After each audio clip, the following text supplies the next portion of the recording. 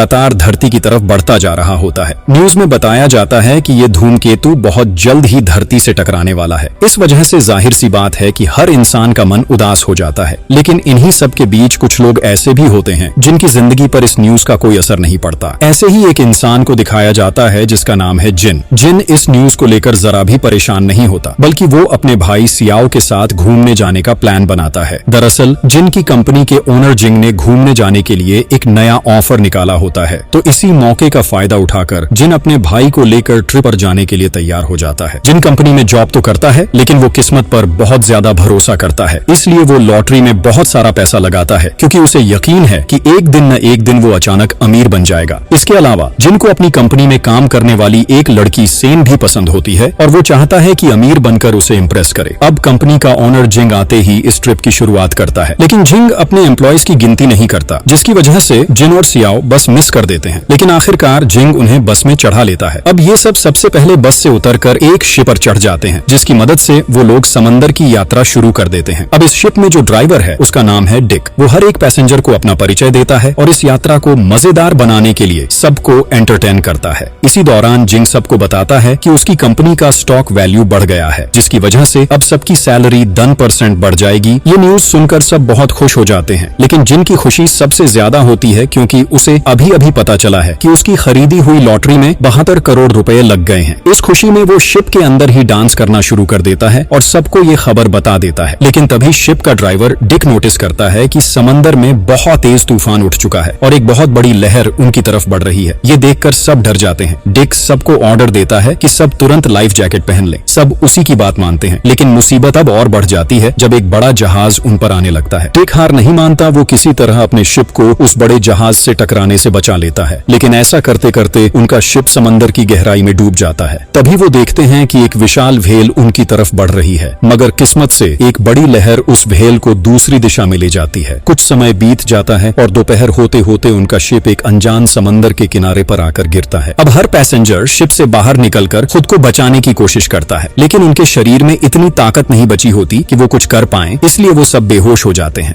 थोड़ी देर बाद जब जिनको होश आता है तो सबसे पहले उसे अपनी लॉटरी याद आती है। वो तुरंत अपनी डायरी से लॉटरी का टिकट निकालता है और वहां से बाहर निकलने की कोशिश करता है। वो जंगल की तरफ बढ़ता है और चलते चलते उसे एक लड़की की चीख सुनाई देती है, और वो लड़की कोई और नहीं बल्कि उन्हीं में से एक पैसेंजर होती है जिसका नाम है सेन। जिन देखता है कि सेन का पैर एक बड़े पत्थर के नीचे दब गया है। वो तुरंत उसकी मदद करता है और उसे बाकी पैसेंजर्स के पास ले आता है। इस तरह सब एक जगह इकट्ठा होकर पूरी रात वहीं बिताते हैं। अगले दिन सुबह सब पैसेंजर डिक से रिक्वेस्ट करते हैं कि वो अपनी कंपनी में फोन करके हेल्प मांगे, लेकिन डिक बताता है कि ये पॉसिबल नहीं है क्योंकि इस आइलैंड पर कोई नेटवर्क नहीं है। अब उनके बीच एक प्रोफेसर भी होता है जिसका नाम है सी। उसका मानना है कि साइंटिस्ट्स की बात पूरी तरह सच थी। असल में उसे लगता है कि न्यूज में दिखाया गया वही धूमकेतु इसी जगह आकर गिरा है और इसी वजह से अब इस धरती पर शायद ही कोई इंसान बचा हो। ये बात सुनकर सारे पैसेंजर्स और भी ज्यादा डर जाते हैं, लेकिन जिन ही अकेला ऐसा होता है जो इस बात को ज्यादा सीरियसली नहीं लेता, क्योंकि उसका मन अब भी उसी लॉटरी में अटका होता है। उसे पूरा यकीन होता है कि वो जल्द ही अमीर बनने वाला है और इसीलिए वो बिल्कुल नहीं चाहता कि उसकी मौत इस जगह पर हो। धीरे धीरे टाइम के साथ इस आइलैंड पर बारिश शुरू हो जाती है, जिसकी वजह से सब पैसेंजर्स को मजबूर होकर पत्थरों के नीचे आश्रय लेना पड़ता है। अगले दिन सुबह सब मिलकर जंगल के अंदर जाने का फैसला करते हैं, क्योंकि यहाँ जिंदा रहने के लिए उन्हें खाना चाहिए था। तो वो सब खाने की तलाश शुरू करते हैं। कुछ पैसेंजर्स को पेड़ पर कुछ फल दिखाई देते हैं, लेकिन परेशानी ये होती है कि कोई भी पेड़ पर नहीं चढ़ पाता सिवाय डिक। तो डिक अपनी पूरी कोशिश से जितने भी फल तोड़ सकता है उतने तोड़कर वापस शिप पर लौट आता है। समय के साथ ये लोग सीख जाते हैं कि इस जगह पर कैसे जिंदा रहना है, और एक दिन वो अपने कलरिंग जैकेट्स की मदद से एक बड़ा इमरजेंसी मैसेज लिखते हैं और साथ ही शिप की कुछ चीजों का इस्तेमाल करके उसे और मजबूत बनाते हैं। अब सब लोग मिलकर एक टावर बनाते हैं ताकि वो बाहर की दुनिया से कांटेक्ट कर सकें, लेकिन अफसोस की बात ये होती है कि इतनी मेहनत करने के बाद भी वो इसमें नाकाम हो जाते हैं। तभी अचानक एक जोरदार धमाका होता है। जब सब ध्यान से देखते हैं तो समझते हैं कि ये धमाका उनके शिप के अंदर ही हुआ है, क्योंकि जिनका भाई सियाओ शिप को ठीक करने की कोशिश कर रहा था। ये देखकर कंपनी का ओनर जिंग बहुत गुस्सा हो जाता है, लेकिन पहली बार कोई भी उसके गुस्से को सीरियसली नहीं लेता और सब उसे इग्नोर कर देते हैं। इन सब के बाद डिक कुछ खाना और पानी लेकर वापस आता है, लेकिन कुछ पैसेंजर्स वो खाना खाकर शिकायत करने लगते हैं क्योंकि उनके मुताबिक उस खाने में टेस्ट नहीं है। ये सुनकर डिक को बहुत गुस्सा आता है। वो सबको साफ साफ बता देता है कि अगर उन्हें इस आइलैंड पर जिंदा रहना है तो उन्हें यही खाना खाना पड़ेगा।